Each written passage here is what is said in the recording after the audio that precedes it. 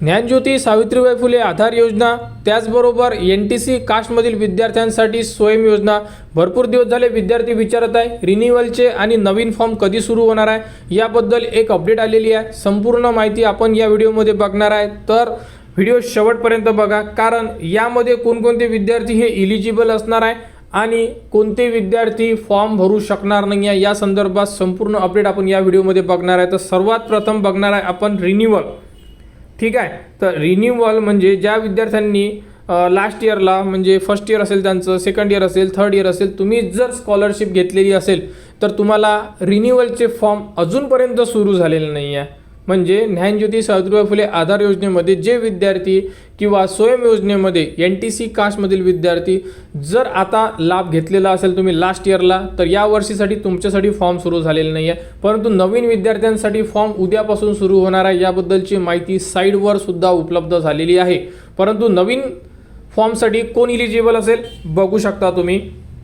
तर बघू शकता इथे तुम्हाला OBC, VJNT आणि SBC साठी काही नोटीस जात आहे. यामध्ये बघा की यामध्ये कोण कोण फॉर्म भरू शकते हे तुम्हाला चेक करणं अतिशय गरजेचं आहे. तर बघा यामध्ये काय सांगण्यात आलेलं आहे, थोडी माहिती विद्यार्थ्यांनी समजून घ्या. ज्या विद्यार्थ्यांना ऑलरेडी काही SMS वगैरे आलेले आहे, कोणासाठी ज्यांनी लास्ट इयरला हॉस्टेलला फॉर्म भरलेला आहे त्या विद्यार्थ्यांना अगोदर हॉस्टेलचा फॉर्म भरावा लागेल रिन्युअलचा. म्हणजे त्यांना ज्ञानज्योती सावित्रीबाई फुले आधार योजना ही मिळाली नव्हती, परंतु वसतिगृहामध्ये जर त्यांचं सिलेक्शन झालेलं असेल तर त्यांना वसतिगृहाचा फॉर्म रिन्युअल भरायचा आहे. क्लिअर. त्यानंतर बघा मेन पॉईंट बघा, शैक्षणिक वर्ष 2026-27 साठी नवीन प्रवेशित विद्यार्थ्यांसाठी स्वयं आणि आधार योजनांचे अर्ज भरण्याची सेवा उद्या दुपारी 1 वाजेनंतर सुरू करण्यात येणार. कोणासाठी? नवीन प्रवेशित विद्यार्थ्यांसाठी.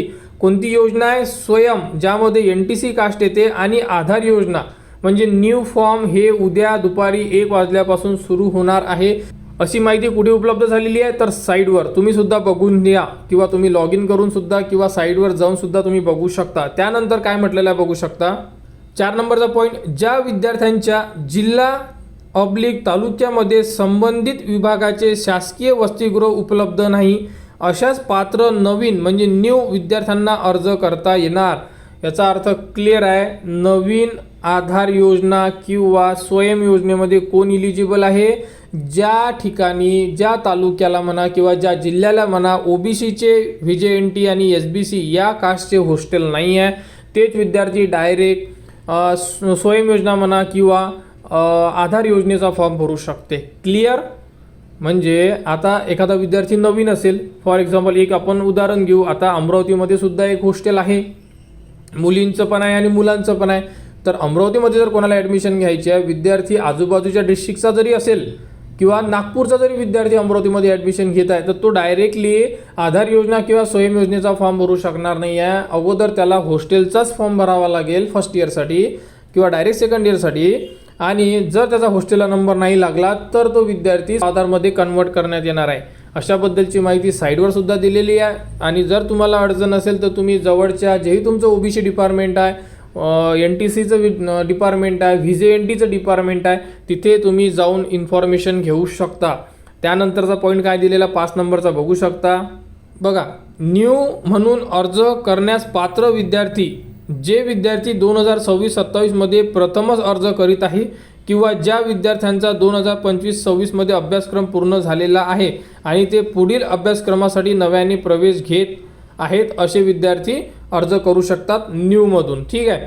आणि त्यानंतर एक्झिस्टिंग विद्यार्थ्यांसाठी अर्ज करण्याच्या तारखा पुढे जाहीर केल्या जाणार आहे, म्हणजे नंतर जाहीर केल्या जाणार आहे. आणि संबंधित जिल्हा तालुक्यामध्ये विभागाचे शासकीय वसतिगृह उपलब्ध असल्यास विद्यार्थ्यांना वसतिगृहाचा अर्ज करावा. क्लिअरली मेन्शन केलेलं आहे. जिथे वसतिगृह हजर आहे, जिथे वसतिगृह उपलब्ध आहे, तिथे नव्याने तुम्ही वसतिगृहाचा फॉर्म भरावा, अशी माहिती OBC, VJNT, SBC जेही डिपार्टमेंट आहे तुमचं त्यांच्याकडून देण्यात आलेलं आहे. शॉर्टकटमध्ये तुम्हाला समजलं का? ज्या बघा एक पॉईंट सांगतो, वसतिगृह जर असेल म्हणजे हॉस्टेल आहे समजा एखाद्या ठिकाणी, ज्या ठिकाणी तुम्ही ॲडमिशन घेतलेली आहे, तुम्ही डायरेक्टली स्वयं योजनेचा फॉर्म भरू शकत नाही, हॉस्टेलचाच फॉर्म भरा. एखाद्या विद्यार्थ्याने तालुका असेल तिथे वसतिगृह नाही आहे, विद्यार्थी आजूबाजूच्या गावचा असेल आणि जर त्याला हॉस्टेल पाहिजे असेल परंतु अवेलेबल नाही आहे, तो विद्यार्थी डायरेक्ट न्यूमधून डायरेक्ट आधार किंवा मग स्वयंचा फॉर्म भरू शकते. क्लिअर अशाबद्दलची माहिती दिलेली आहे. साईडवर जा, साईडवर यामध्ये दिलेले संपूर्ण 6 पॉईंट आहे, ते 6 पॉईंट रीड करा आणि त्या प्रकारे संपूर्ण माहिती तुम्हाला दिलेली आहे. तर उद्याची डेट देण्यात आलेली आहे. तर उद्या जर फॉर्म सुरू झाले तुमचे उद्याला 1 वाजता, तर तुम्हाला त्याबद्दलचा संपूर्ण स्टेप बाय स्टेप व्हिडिओ देण्यात येणार. त्या प्रकारे तुम्हाला कसा फॉर्म भरायचा हे सुद्धा सांगण्यात येणार. तुम्ही फॉर्म भरू शकता.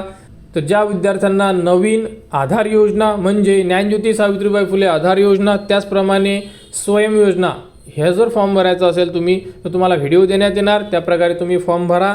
आणि त्याचप्रमाणे रिन्युअलचे फॉर्मची अपडेट आली की तुम्हाला माहिती देऊ. त्या प्रकारे जे विद्यार्थी 2nd इयरला असेल, 3rd इयरला असेल किंवा 4th इयरला असेल, तुमच्यासाठी सुद्धा नवीन अपडेट देऊ आपण. त्या प्रकारे तुम्ही सुद्धा फॉर्म भरू शकणार आहे. तर ही होती महत्त्वाची अपडेट. आधार योजना, हॉस्टेल योजना, त्याचप्रमाणे स्वयं योजना. तर संपूर्ण विद्यार्थ्यांनी आपल्या चॅनलच्या कनेक्टमध्ये राहा, चॅनलला सबस्क्राईब करा व हा व्हिडिओ इतरांपर्यंत शेअर करा.